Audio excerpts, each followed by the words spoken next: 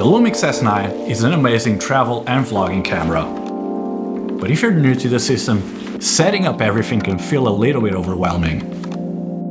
After shooting on the S9 for more than 1 year, I want to share with you my way of setting everything up as quickly and easy as possible.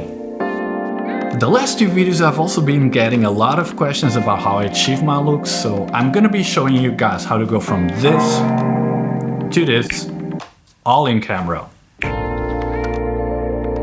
I like achieving 90% of my final look in camera, and the main way that I do that is via white balance and the picture profiles.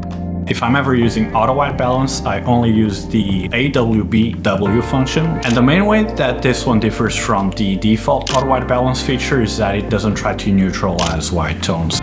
When I'm shooting things, I kind of want them to feel like a memory. I'm not really scanning images for an archive or a gallery or something like that, so I do prefer that images have that warm fuzzy feeling.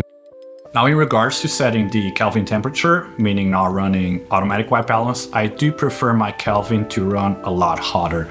For example, I'm shooting this talking head video right now and I'm actually running my Kelvin at almost 7,000. It's been rainy season here in Shanghai, and really playing with your Kelvin value helps change the mood of the setting even if the lighting isn't being that cooperative in the day of the shoot. And finally, the most important one for me is the tint adjustment. Lumix cameras out of the box are, in my opinion, a little bit cool and magenta. And being a really red skin person myself, I really don't need all that magenta in my skin, so the way that I deal with it is that I adjust the tint values towards the amber and the greens. And that's basically one of the main ways by which I have achieved this look, is really by locking in the white balance in camera. After a lot of experimenting, I've decided to stick to 3 profiles. That's a modified standard, Cinelike D2, and Vlog.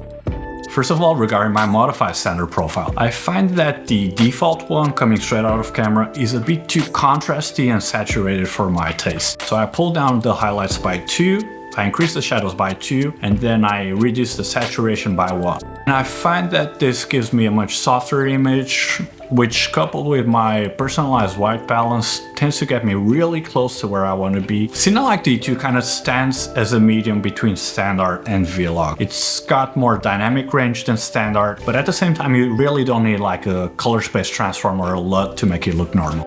I love shooting Cinelike D2 for stuff like quick memories, quick social media turnarounds. Basically anything that you don't plan to grade very heavily, you can go with Cinelike D2. And then the last profile that I use, if I'm shooting something important for work that I know I'm going to be spending a lot of time on, then I'm definitely going to be shooting Vlog. And the only changes that I make in camera to the Vlog profile are that I bring sharpening and noise reduction all the way down. And finally, one of the coolest features in Lumix cameras is the Real Time LUT function. The way that I prefer using it is doing my own grade in DaVinci Resolve and then exporting the final grade as a LUT file. So whether you're really committing to a final look and you want to leave no space for editing, or you actually just want to use it as a monitoring tool, first of all, it makes exposing a lot easier, and also if you're shooting with a client or friend, they have a really clear picture of what the final image is going to look like. And that can be really helpful, getting people motivated and getting people to trust your work. Real Time LUT, pretty cool. And yeah, that's my complete S9 setup. That's how I achieve my look in camera. Those are my very simple technical settings. Just use this as a starting point and then customize from there. That's all for today, and I'll see you all in the next one.